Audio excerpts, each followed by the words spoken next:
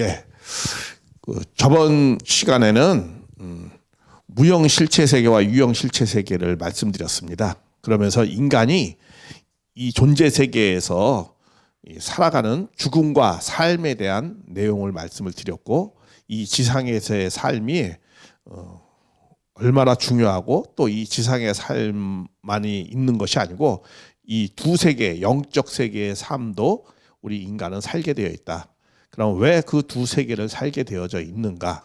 뭐 이런 내용을 통해서 여러 가지 우리가 죽음과 삶에 대한 내용을 말씀을 드렸습니다. 그래서 이 존재 세계는 이렇게 무형 실체 세계와 유형 실체 세계가 있다라고 말씀드렸습니다. 왜냐하면 무형 실체 세계라는 내용의 의미는 이게 보이지 않지만 실체하고 있는 세계다, 이런 내용으로서 무형 실체 세계라는 말씀을 한 겁니다. 그리고 이 무형 실체 세계가 더 성경에서는 어떤 세계다? 더 본질적인 세계다. 여기는 이 지상에 있는 자연계의 삶, 유형 실체의 세계의 삶은 이 그림자와 같은 세계. 그래서 모형과 그림자다, 이렇게 성경에서는 말씀을 하고 있습니다. 그리고 그러니까 이런 두 세계로 인간은 되어져 있는데, 근데 인간은 이 존재 세계가 두 세계로 되어 있는데, 하나님은 인간에게 모든 세계를 다 주관하라라고 말씀을 드렸어요. 그래서 인간은 이 존재 구조가 어떻게 되어져 있느냐?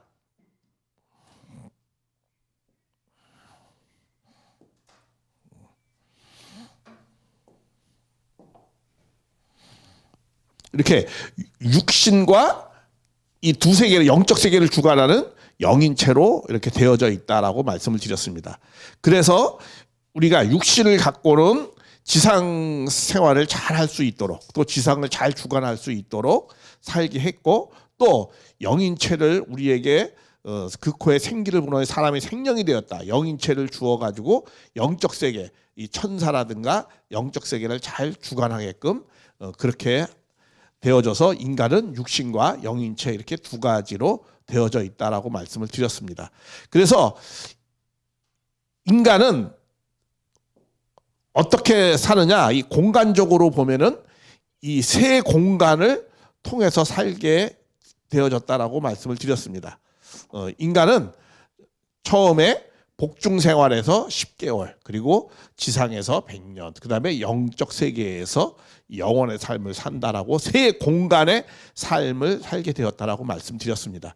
그리고 인간이 이 성장하는 과정도 이렇게 소생, 장성, 완성, 이렇게 3단계 질서적 성장 과정을 통해서 완성하게 되어 있는데, 이렇게 시간적으로나 공간적으로나 다 삼수적인 삶을 살게 되는 이유가, 하나님은 이 수리적으로 보면 삼수적 하나님이기 때문에 이 창조된 세계, 그리고 또 인간도 이 창조를 해서 완성되는 것도 시간적으로도 소생장서 완성이고, 살아가는 공간도 이렇게 엄마 복중에서 10개월, 그리고 지상, 그 다음에 영계, 이 세 공간을 통해서 살면서 이 완성을 해서 영계의 삶을 살게 되어져 있습니다.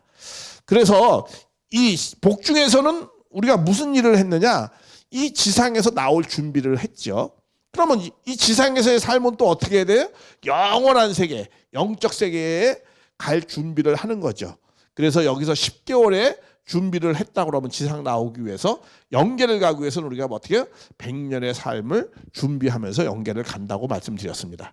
그러면 왜 우리 인간은 반드시 이렇게 지상의 삶을 이게 두셨는가? 인간의 삶을. 그건 왜 그러느냐면, 모든 목적의 정점이 있습니다. 모든 목적의 정점은 하나님이 창조한 목적을 이루려고 하는 것이죠. 근데 이 창조 목적은 인간을 통해서 사랑의 완성을 이루려고 했던 겁니다. 그러면 사랑의 완성을 이루는 건 반드시 경험과 체험을 통해서 이루는 겁니다.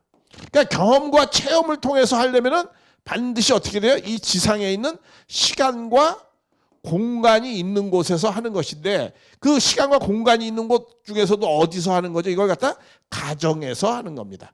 그래서 외적으로 보면 이렇게 가정 완성을 통해서 이 내적으로 사랑의 완성을 하는 건데, 반드시 이 사랑의 완성은 경험과 체험이기 때문에 시간과 공간 안에서 이루어지는 겁니다. 3차원의 세계에서.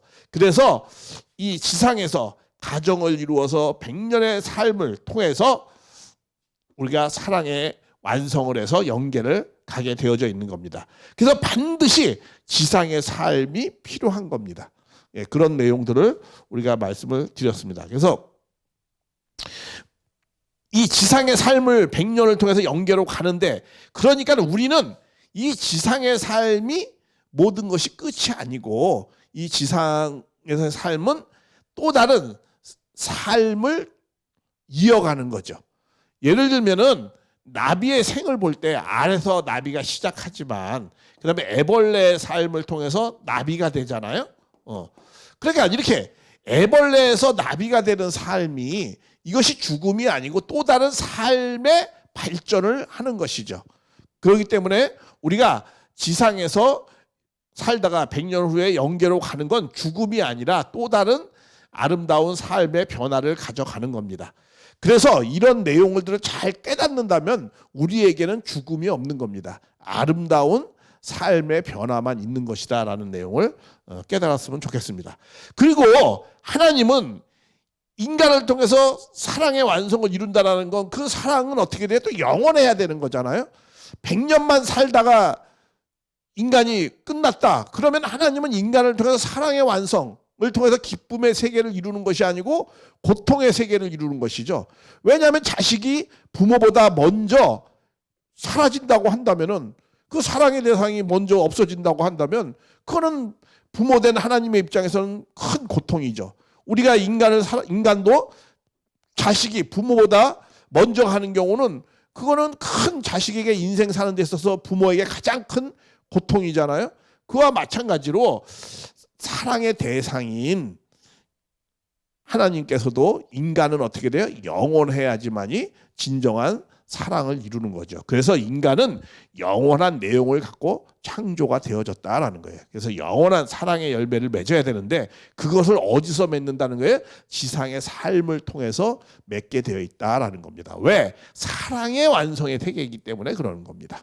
예, 그렇기 때문에 이거는 반드시 경험과 체험이라는 세계, 그래서 시간과 공간이라는 세계의 삶을 통해서 이루게 되어 있기 때문에 우리는 반드시 지상의 삶이 필요한 겁니다.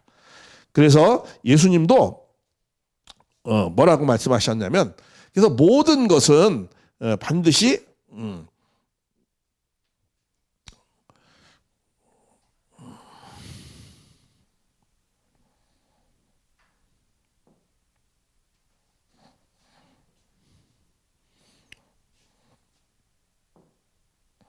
그래서 예수님께서도 천국 열쇠를 내게 주리니, 땅에서 지상에서 매면 하늘에서도 매일 것이요, 땅에서 풀면 하늘에서도 매일 것이다, 풀리리라. 그러니까 반드시 땅에서 이렇게 육신을 갖고, 이렇게 나무로 비유한다면 이렇게 육신을 갖고 영인체는 열매와 같은 것을 이루어야 된다라는 거죠. 그래서 이것을 영인체는 뭐예요? 사랑의 완성인데, 사랑의 완성에 영인체를 맺어야 되니까, 과일이 나무를 통해서 열매를 맺듯이 영인체의 사랑의 완성은 육신을 토대로 해서 열매를 맺는 것이다. 그렇기 때문에 예수님도 이렇게 지상에서의 삶을 통해서 맺는 것이다라고 말씀을 드렸습니다. 그래서 지상의 삶이 아주 중요한 겁니다. 왜냐하면 영원한 것을, 아름다움을 결정하기 때문에 그런 것입니다. 그런 내용을 이해하시고, 자, 그래서 인간이 이렇게 지상의 삶을 통해서 영적 세계로 가는 것은, 이거는 어떻게 보면 자연 법칙, 순리입니다. 이건 누구나 다 지상의 삶을 통해서 영계를 가는 겁니다. 근데 문제는 조금 전에도 말씀드렸지만, 이 육신이 살 때 우리가 사랑의 열매를 맺는 것이, 이게 모든 것을 결정하기 때문에 이 지상의 삶이 얼마나 중요한 것이라는 것을 우리는 잘 알고 있습니다. 그래서 지금부터 말씀드리려고 하는 것은, 우리가 그러면은 이 지상에서 사랑의 열매를 맺어서 우리가 영원한 아름다운 세계로 우리가 안착을 하려면은 이 지상에서 어떠한 삶을 살아야 되는가, 이러한 내용들을 보다 좀 더 구체적으로 말씀을 드리려고 하는 것이고, 이 예수님 말씀, 성경의 말씀은 결국은 이 살아있는 사람에게 말씀을 하는 거잖아요. 근데 이 살아있는 사람에게 성경을 통해서 말씀하려는 내용이 뭐냐 하면은, 모든 인간은 그런데 아담 이후로 다 죽었다는 게 전제 조건입니다. 성경에도 그런 내용을 여러 가지 말씀을 하는데, 그러면 성경에서 정말 말씀하고자 하려고 하는 이 죽음과 삶에 대해서는 어떻게 말씀하고 있는가, 이런 내용을 좀 말씀드리려고 해요. 왜냐하면 지상의 삶이 영계의 모든 것을 결정하기 때문에 지상에 사는 삶이 굉장히 중요한 거거든요. 성경도 어떻게 돼요? 살아있는 지상에 있는 사람한테 말씀하는 것이지, 뭐 엄마 뱃속에 있는 사람한테, 아니면은 영계에 간 사람한테 말씀하는 것이 아니거든요. 그러면은 지금부터는 이 성경에서 말씀하고자 하려고 하는 이 부활에 대한 내용은 무엇인가, 죽음과 삶에 대한 것은 무엇인가라는 것을 한번 다시 깊게 더 좀 고찰을 해 보려고 하는 겁니다.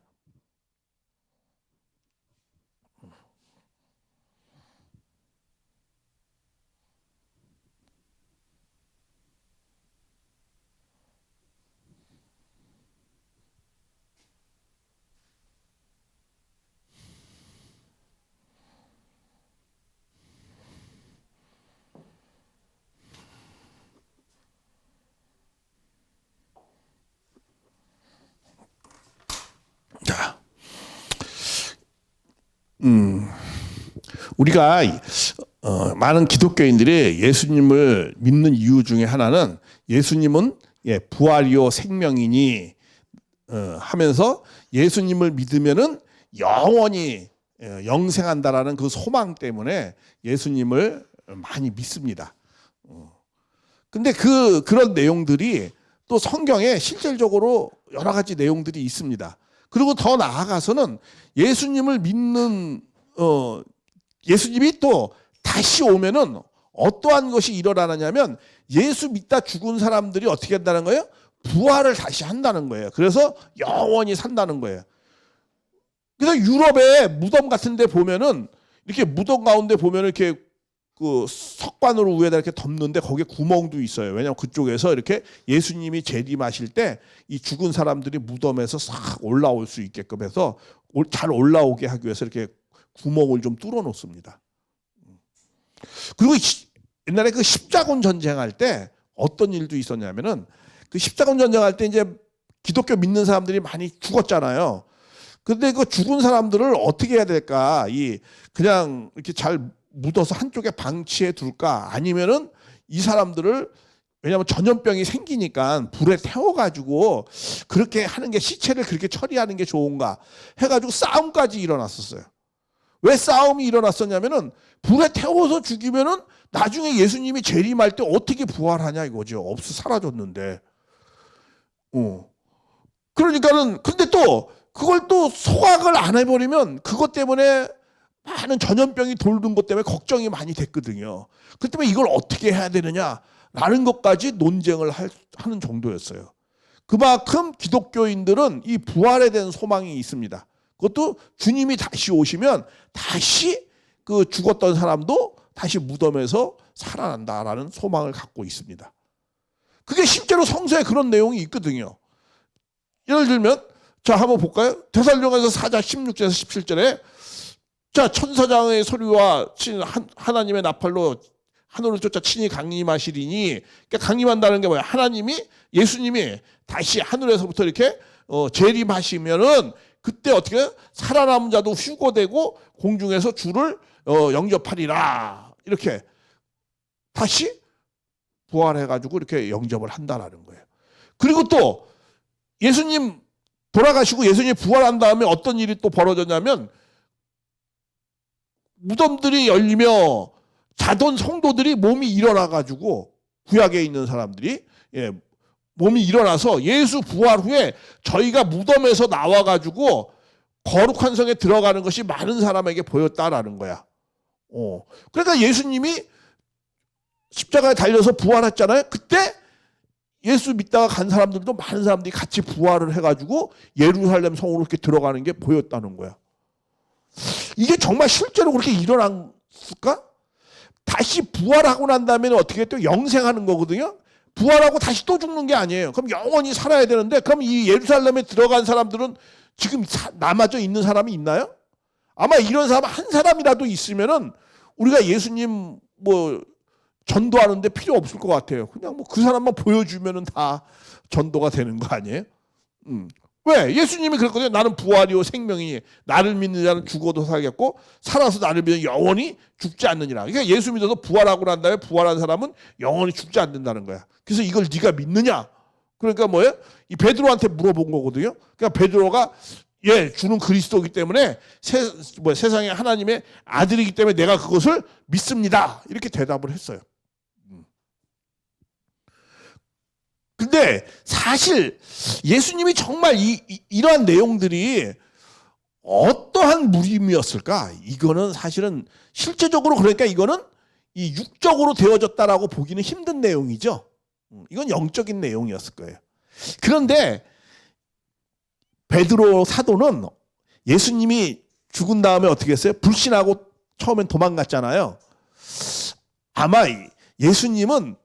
베드로 사도는 이거를 살아있을 때 예수님이 이렇게 말씀했잖아요. 죽어도 살려고 살아서 나를 믿는 자 영원히 죽지 않는다. 그러니까 자기는 아마 예수님은 안 죽었을 거라고 생각했을 거예요.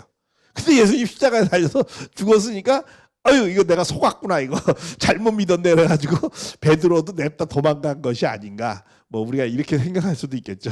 어떻게 보면 이제 동문서답이죠. 예수님은 영적인 것에 대한 말씀을 했는데 베드로는 아마 이게 자기가 육적으로 이런 생각을 갖고 아마 대답을 했는지도 모르죠. 그러니까 예수님 십자가에 돌아가셨으니까 자기도 냅다 도망간 거죠. 죽었으니까. 그러니까는 이거는 이 예수님의 말씀과 이러한 내용들은 단순히 이런 육적인 그런 부활과 이런 영생을 말씀하는 것이 아니다라고 우리가 생각할 수 있는 거죠. 우리가 육이 죽었다가 다시 사는 거를 부활이라고 하지 않잖아요. 그리고도 뭐라고 말씀하죠? 그런 거는 소생한다 이렇게 말씀하는 거죠. 육신이 죽었다가 겨우 다시 사는 걸 갖다가 부활하셨네요. 이렇게 말씀합니까? 그러지 않잖아요. 소생하셨네요. 이렇게 말씀하죠. 그러니까는 이것은 말씀이 육신에 관한 내용은 아닐 것이다라는 거죠. 그러니까 성경에서 말하는 이 부활 그리고 또 영원히 죽지 않는 영생 이것은 어떠한 내용의 말씀을 하는 것인가라는 것에 대한 본질적인 내용을 한번 우리가 알아봐야 되겠다라는 거죠. 그 참 의미를 알아봐야 되겠습니다. 근데 부활이라는 말씀은 전제된 말씀이 있어요. 부활한다라는 거는 뭐예요? 부활한다는 건 다시 산다는 거죠. 다시 산다. 그렇죠? 부활이라는 건 다시 산다는 뜻이에요. 다시 산다라는 말은 전제가 있습니다. 뭐가 전제가 있죠? 죽음이라는 것이 전제되어져 있는 말씀이죠. 그러니까 우리가 이 부활에 대한 이해를 잘 하려면은 우리는 다시 사는 것도 중요하게 잘 이해를 해야 되지만 또 뭐에 대한 이해를 잘 해야 돼요? 죽음에 대해서 잘 이해할 필요가 있습니다.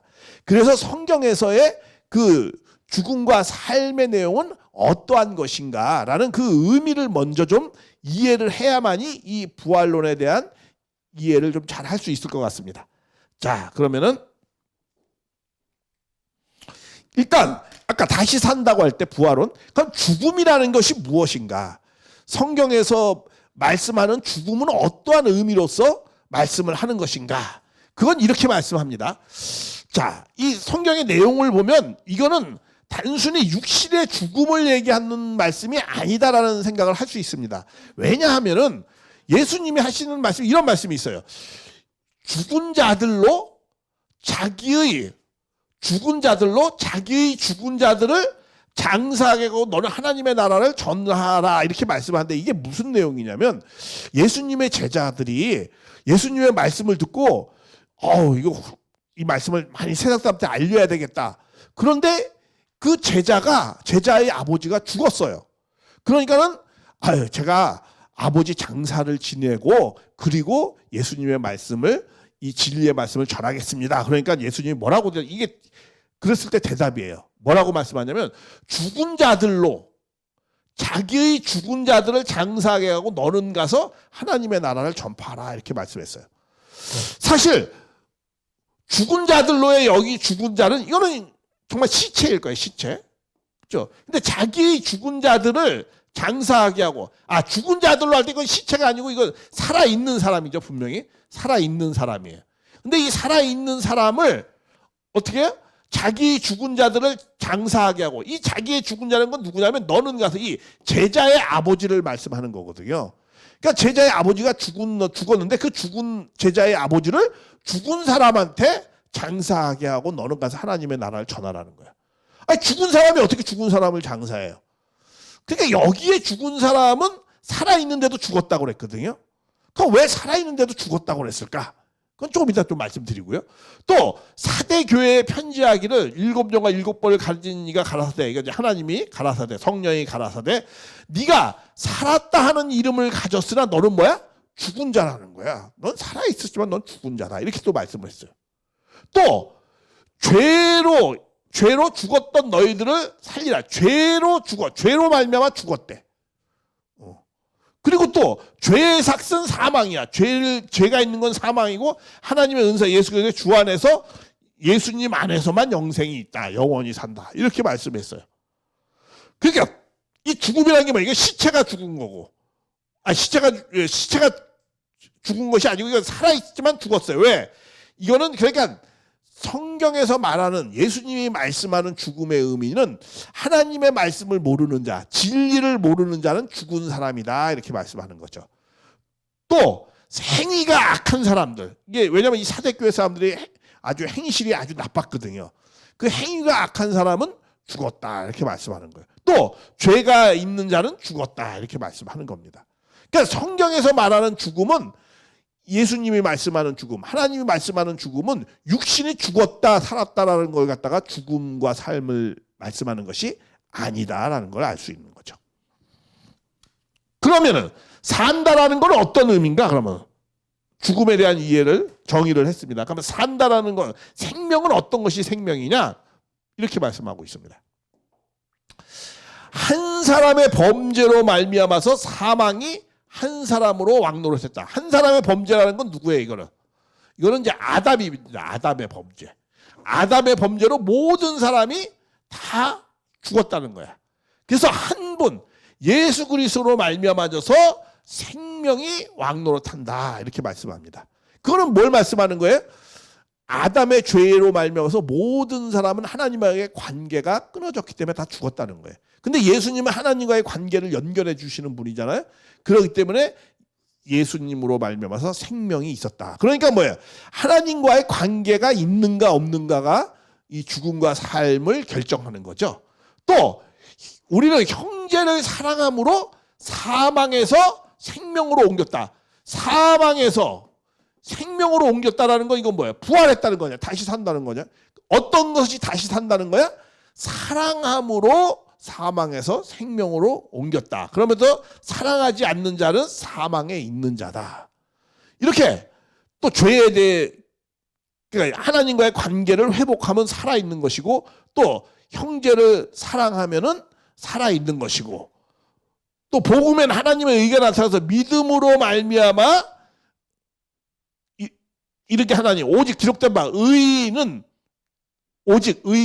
믿음으로 말미암아 살리라. 그러니까 믿음이 있는 자는 삶을 사는 자다. 생명이 있는 자다. 또 내가 진실로 너에게 내 말을 듣고 나 보내시는 이들 믿는 자는 예수를 믿는 자는 영생을 얻고 심판에 이르지 않으니 사망에서 뭐 했다는 거야? 생명으로 옮겼다. 이렇게 말씀하는 겁니다. 예수를 믿음으로 말미암아 사망에서 생명으로 옮겼다. 그렇기 때문에 살리는 것은 영이니 육은 무익하니라. 내가 너희에게 이기는 말은 영이요 생명. 영적 생명의 말씀이다라는 거예요. 그러니까 이 생명의 정의는 뭐예요? 하나님과의 관계가 회복된 사람. 또 예수의 말씀으로 말미암아져서 하나님과의 관계가 회복된 사람. 또 형제를 사랑하는 사람. 또 복음을 믿는 사람들, 이런 사람들은 그것이 진정한 생명이다라는 거죠. 그러니까 사망과 죽음의, 그러니까 성경에서 말씀하는 죽음과 삶에 대한 개념은 그러니까 육적으로 육신이 죽었다 살았다의 그 개념으로 사용하는 말씀이 아니다라는 거예요. 그러니까 어떤 사람이 죽었다?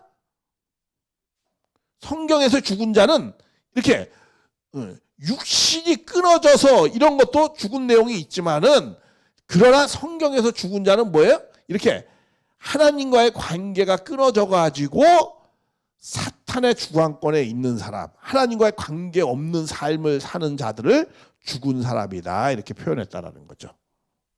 하나님의 사랑의 주관권대로 사는 사람은 어떤 사람이다? 생명에 있는 사람이다, 이런 거예요. 그러니까 성경에서 말하는 이 죽음과 삶의 개념은 여기 부분을 말씀을 하는 것이다 라는 거죠. 그래서 하나님과의 관계가 끊어진 사람, 사탄 주관권에 있는 사람은 죽은 자고, 그러나 산 자는 어떻게 해요? 하나님의 사랑의 주관권에 하나님의 뜻 가운데 있는 사람은 산 자다. 그게 성경에서 말하는 죽음과 삶의 개념이다라는 거예요. 그런 내용에 대해서 우리가 좀 이해를 한 토대 위에서 우리가 진정한 죽음과 삶에 대한 내용을 좀 이해를 해보면서, 부활이라는 건 뭐냐? 그러니까 부활이라는 거는 뭐라고 해서 아까 이제 다시 산다 이거야. 다시 산다. 다시 사는데 어떤 사람이 다시 산다? 하나님과의 인간의 관계가 어떻게 돼? 이 관계가 끊어진 자가 다시 어떻게 된 거예요? 하나님과 인간의 관계를 어떻게 해요? 회복한 자. 끊어진 자는 아까 말씀드렸죠. 사탄의 주관권에 있는 사람이고, 회복된 사람은 누구의 주관권이에요? 하나님의 주관권에 있는 사람들. 그런 사람들을 살았다라고 하는 거예요. 그러니까 부활되셨네요. 그러면 어떻게 된다는 거? 당신이 그동안은 세상적인 사탄적인 육신을 중심 삼고 사는 삶 속에서 요번에 뭐예요? 영적인 하나님의 중심 삼고 사는 사람으로 바뀌었군요. 그러면 그 사람은 어떻게 돼요? 부활한 사람이다라는 거예요. 근데 그 부활한 것을 누가 해주느냐? 그거는 그 부활하는 그 매개체가 있다는 거예요. 그 매개체는 누가 해주느냐? 자, 그걸 알기 전에 우리가 그래서 다시 한번 좀 이해를 하면, 이 죽음이라는 거는 어떻게 시작됐느냐? 성경에서 말하는 죽음이라는 건 어떻게 시작됐어요? 아담이 하나님과의 관계가 떨어짐으로 말미암아, 타락으로 말미암아서 죽음이 왔잖아요. 그래서 아담 안에서는 다 죽었다고 그랬어요. 그러니까 사탄 주관권으로 떨어진 것이거든요. 그러니까 육신이 죽은 것이 아니었거든요. 선악과 따먹으면 정령 죽으리라. 근데 선악과 따먹어서 아담이 죽지 않았어요. 930년까지 잘 살다 갔어요. 그러면은 정령 죽으리라는 말씀은 그건 즉시 죽는다는 뜻이에요. 근데 즉시 죽지 않았어요. 930살까지 잘 살다 갔어요. 근데 하나님은, 그럼 하나님이 거짓말한 겁니까? 이제 죽었던 거죠. 아담은 죽었던 거예요. 그렇기 때문에 아담 안에서 전부 다 죽었다고 그랬어요. 그건 뭘 말씀하느냐? 아담이 하나님과의 말씀에 진리의 삶을 살지 않고 불순종하고, 하나님의 말씀을 불순종하고 다른 비진리의 말씀을 듣고 타락을 해서 사탄 주관권에 놓였기 때문에 그걸 갖다 뭐라고 그래요? 죽었다라는 거예요. 그래서 그 이후의 자손들도 하나님과의 깊은 관계를 회복할 수 없고 맺을 수가 없었기 때문에 다 아담 안에서는 죽었다라고 말씀하는 거예요. 근데 그거를 예수님이 와서 오셔서 어떻게 했어요? 하나님과 인간의 관계를 회복시킨 거예요.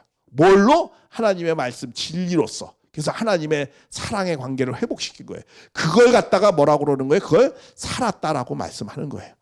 그러니까 예수님이 와서 나는 부활이요 생명이냐라는 건 뭐야? 내가 너희를 죽음에서 생명으로 바꿔줬다라는 건 뭐예요? 너희가 하나님과의 관계 없는 삶 속에서 내가 나의 말씀으로 너희들은 하나님과의 관계를 내가 회복시켜주고 하나님과의 관계를, 사랑의 관계를 회복시켜줬다. 그런 의미로서 말씀한 거예요. 그래서 나는 부활이다. 그래서 나는 생명이다. 그래서 그런 말씀을 갖고 너희가 영원히 산다면 그거는 영생이다. 이런 의미로 말씀을 하신 거예요. 그래서 영생이라는 말도 개념도 조금 이따 말씀드리지만 그것도 영원히 뭐 육신이 길게 산다. 예수를 믿으면 뭐 육신이 죽지 않고 영원히 길게 산다. 그런 의미가 아닙니다. 그것도 좀 이따 말씀드리겠습니다. 그래서 이렇게 부활의 의미에 대해서 정확히 우리가 좀 이해를 해봐야 되겠습니다. 그래서 다시 한번 말씀드리지만 이 부활은 육에 관한 부활과 영생이 아니다라는 거예요. 성경에서 말씀하는 거, 하나님이 말씀하는 건 육신에 관한 내용이 아니다라는 거예요. 영적인 관계에 대한 말씀이다라는 거죠. 육신이 죽었다 살아났으면 그건 부활이라는 말 쓰지도 않아요. 단어를. 소생했다 이렇게 쓰는 거죠.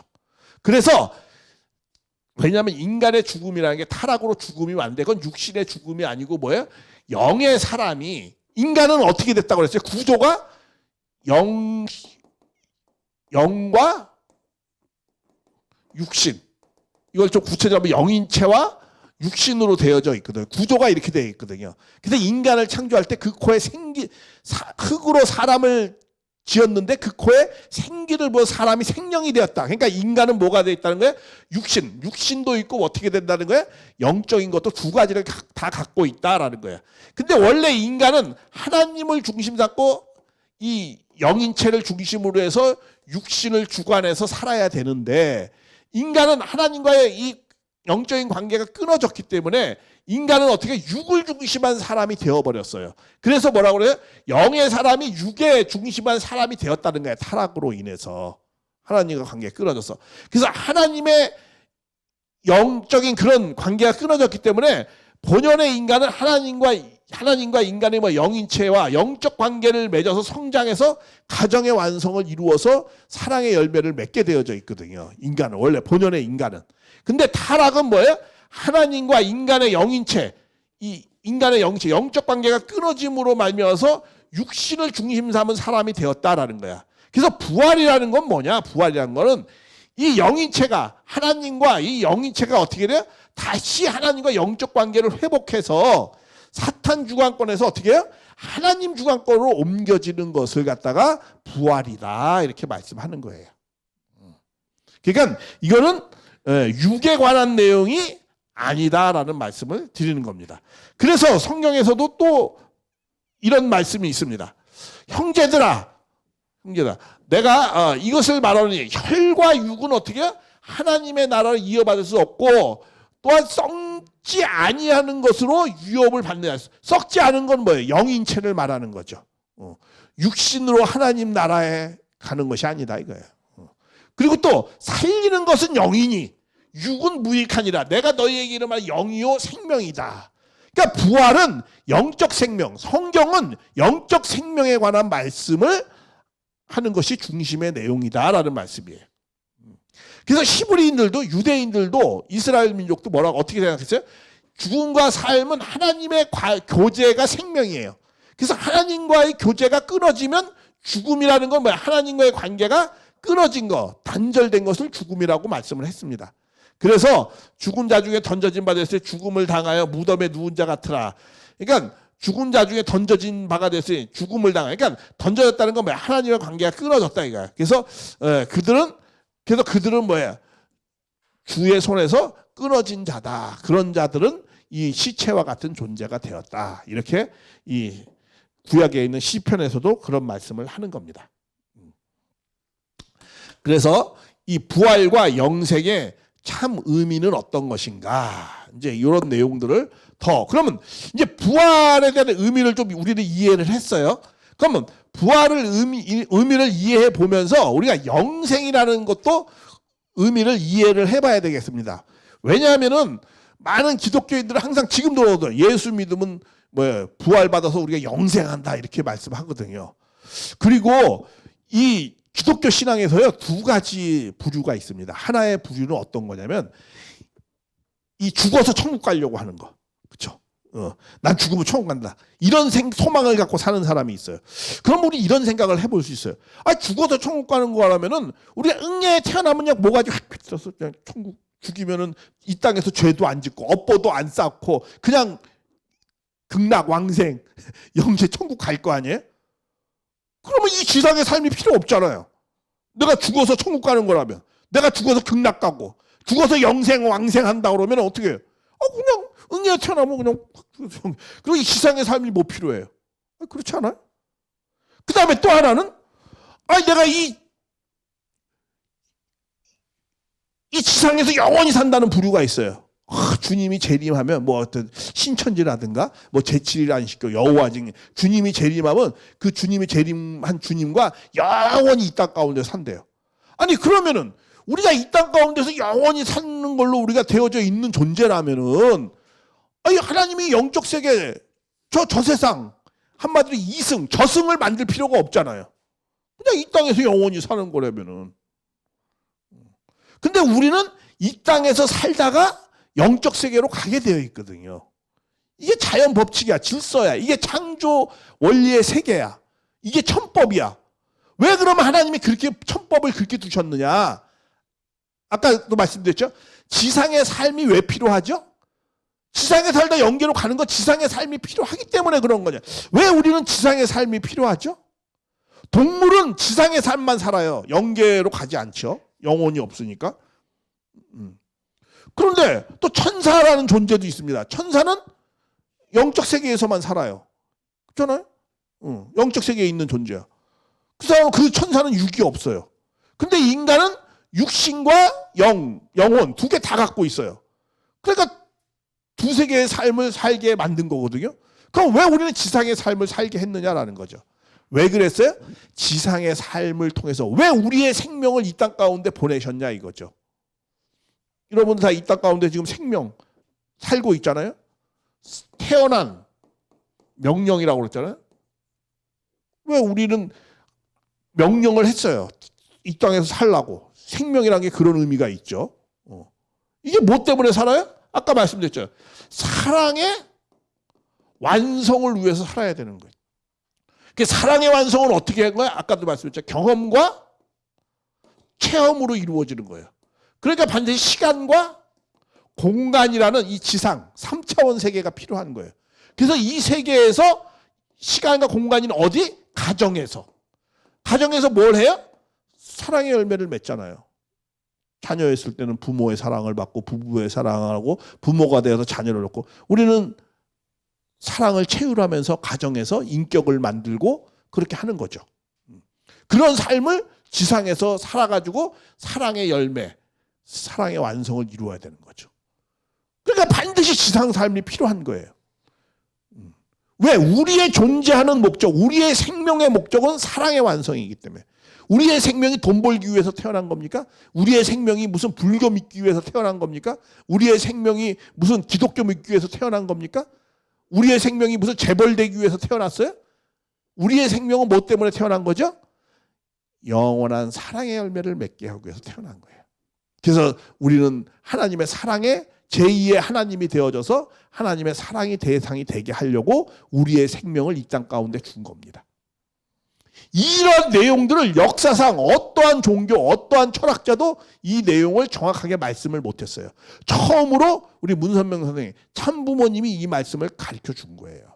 그래서 우리는 이 땅 가운데에서 사랑의 열매를 맺어야 되는 거예요. 영계에서는 맺을 수가 있어요, 없어요? 영적 세계는 시간과 공간을 초월한 세계예요. 없다는 세계가 아니고 과정이 없는 세계예요. 시간과 공간을 초월했다는 건 과정이 없는 세계예요. 근데 사랑의 열매를 맺으려면 뭐가 필요하죠? 과정이 필요해요. 그렇죠. 내가 어렸을 때 응애에 태어나서 부모의 사랑받고 이런 사랑을 성장시키는 과정이 필요한 거예요. 그래서 지상의 삶을 통해서 사랑의 완성을 이루어서 그래서 또 우린 영원해야 돼요. 하나님의 사랑의 대상이기 때문에 우린 영원해야 됩니다. 그렇기 때문에 영원하다는 것은 시간과 공간이 초월한 곳에서는 영원한 것이 성립이 되는 겁니다. 그래서 우리는 시간과 공간이 초월된 영원한 세계에서 사랑과 기쁨을 갖고 존재하게 되어져 있는 겁니다. 그래서 우리는 반드시 우리의 생명은 지상 생활, 인간의 생명은 지상 생활을 통해서 사랑의 열매를 맺어서 영계로 가게 되어 있는 거예요. 이거는 삼라만상 중에 인간만이 그렇게 생명을 사는 거예요.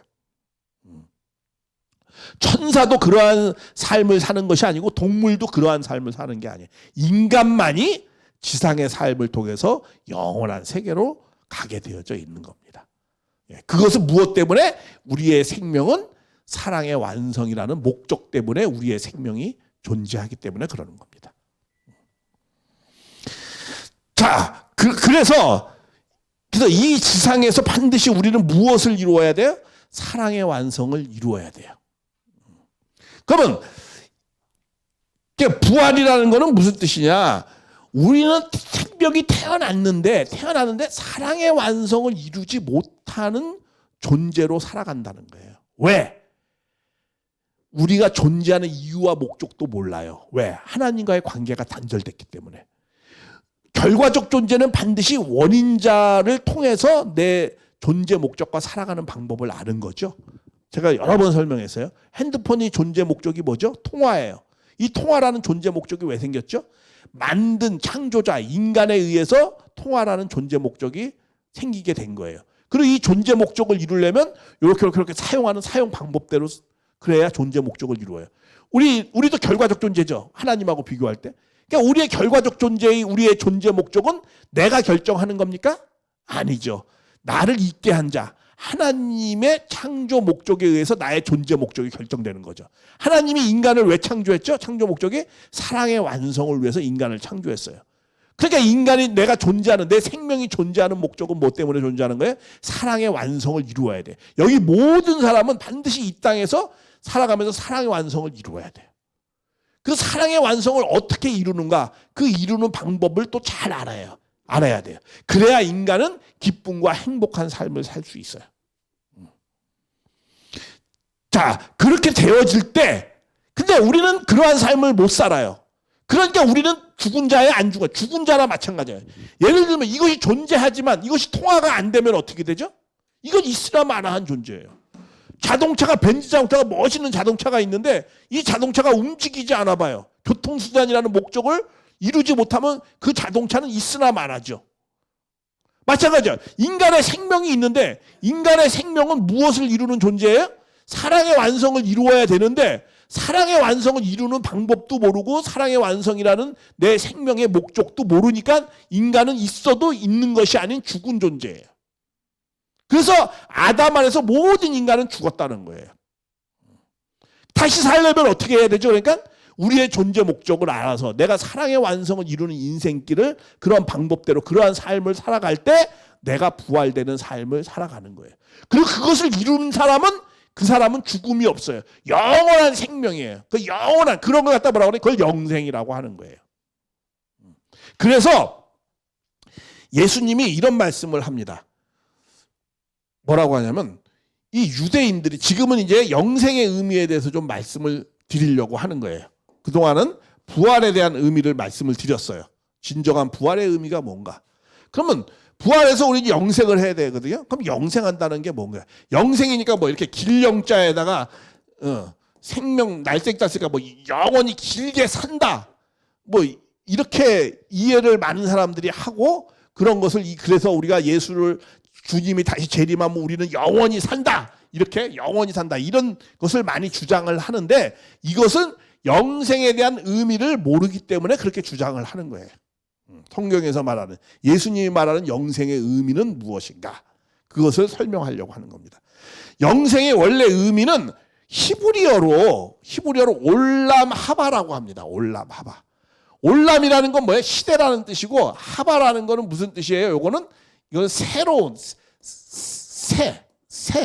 새라는 뜻이야. 그러니까 올람 하바 하면 뭐예요? 새, 시대. 이렇게 히브리어는 뒤부터 이렇게 쓰는 거니까 새 시대라는 뜻이에요. 예수님이 나를 믿으면 너희들은 어떻게 한다는가? 영생한다라는 말은 원래 의미가 정확히 의미가 목숨줄이 길어진다 이런 뜻이 아니고 새 시대로 너희들은 들어간다 이런 뜻이에요. 그러면 새 시대가 의미하는 바가 무슨 내용인가? 그것을 이해를 하려면은 이런 것을 이해를 해야 돼요. 예수님이 유대인들한테 하신 말씀에 대한 것을 좀 이해를 할 필요가 있습니다. 뭐냐면 예수님이 유대인한테 이런 말씀을 했어요. 내가 진실로 주신 너희에게 이런 내 말을 듣고 나를 보시니 영생을 얻었더니 사망에서 생명으로 옮겼다. 이런 말씀을 했어요. 그 예수님 말씀 들어도 다 죽었어요. 육신으로는. 예수님 자신도 죽었습니다. 그리고 예수님 뭐라고 했어? 나는 부활이요 생명, 나를 믿는 죽어도 살겠고 살아서 나를 믿는 영원히 죽지 않는다. 영생한다. 이게 무슨 말이에요? 이것도 뭐야? 예수님 믿는 사람도 다 죽었고 예수님 당신 자신도 다 죽었어요. 그러니까 여기서 말씀하는 영원히 죽지 않는다, 영생한다, 이 말이 무슨 의미인가? 이것을 알려면은 우리가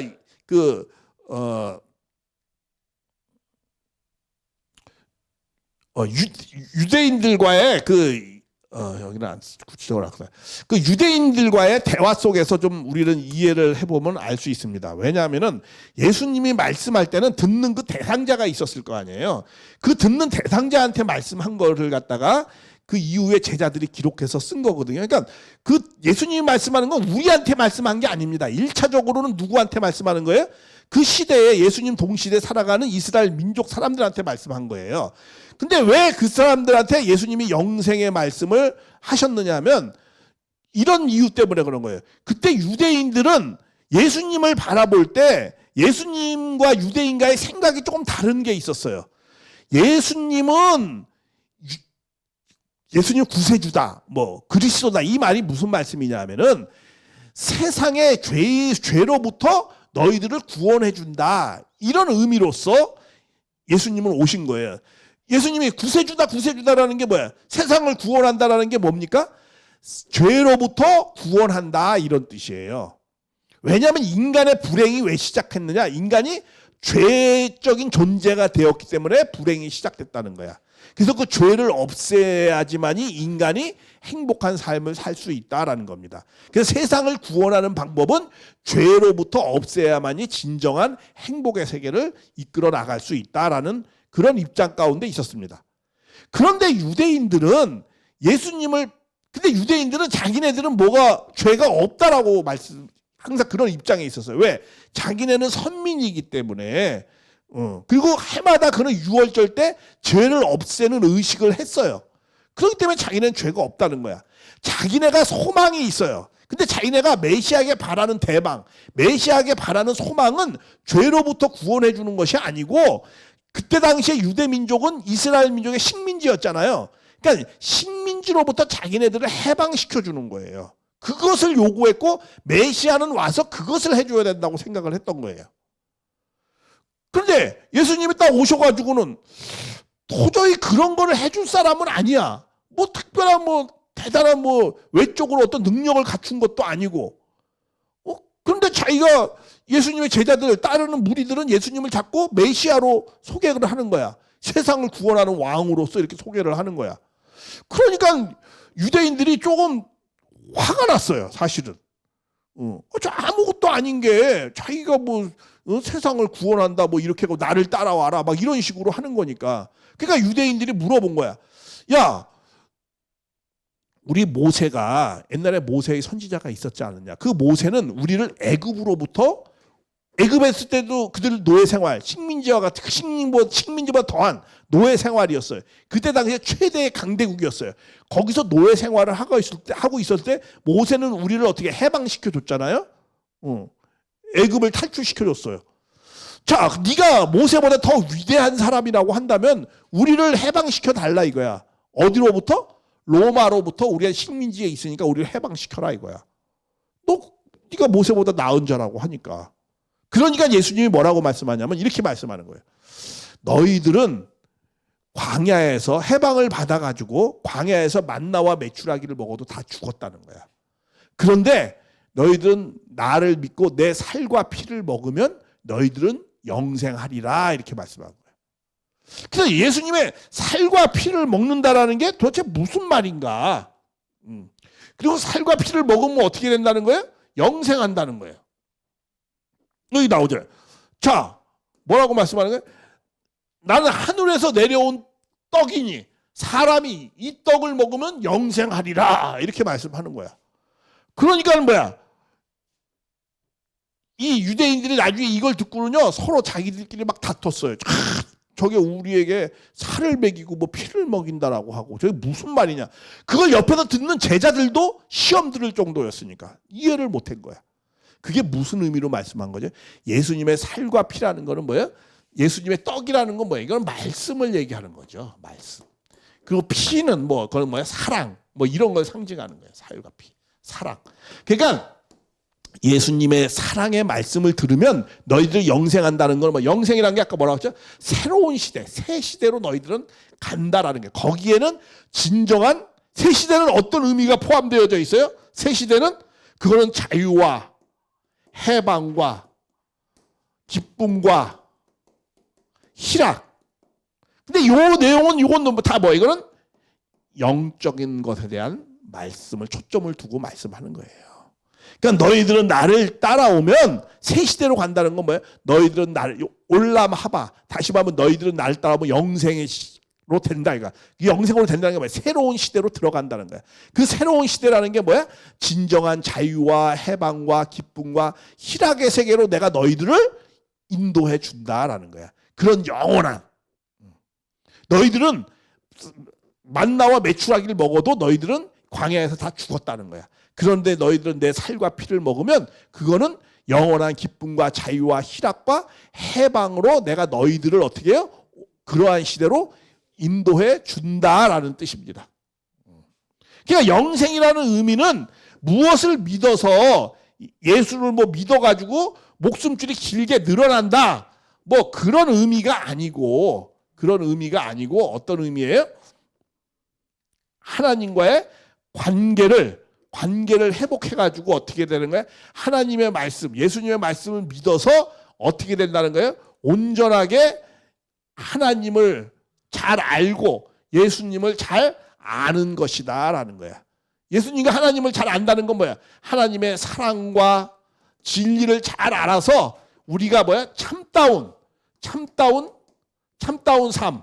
어떤 삶? 기쁨과 자유와 희락과 이러한 삶을 우리가 살아가게 된다라는 거예요. 그게 영생의 의미다라는 거예요. 그런 의미로 말씀하는 겁니다. 그래서 우리가 이렇게 부활이라는 것도 그러니까 뭐야? 부활이라는 건 하나님의 말씀을 들어서 내가 하나님과의 관계를 회복하는 거야. 그 회복해가지고 그런 회복된 삶을 우리가 잘 살아가지고 사랑의 열매를 맺으면 그게 영생이다라는 거예요. 그런 의미로서 부활과 영생의 의미를 말씀하신 것이다라는 거예요. 그러면 우리는 예수님을 알고 예수님을 만나야 우리는 정말 부활과 영생을 하는 거 아니에요? 근데 지금 예수님을 어떻게 만나? 2000년 전에 돌아가셨는데. 그럼 우리는 그 예수님을 만나기 위해서 그러면 어떻게 해야 만날 수 있는 것인가? 진정한 만남이란 건 또 무엇인가? 이러한 내용은 우리가 잠깐 쉬었다가 하겠습니다. 마저 정리하겠습니다. 예, 수고하셨습니다.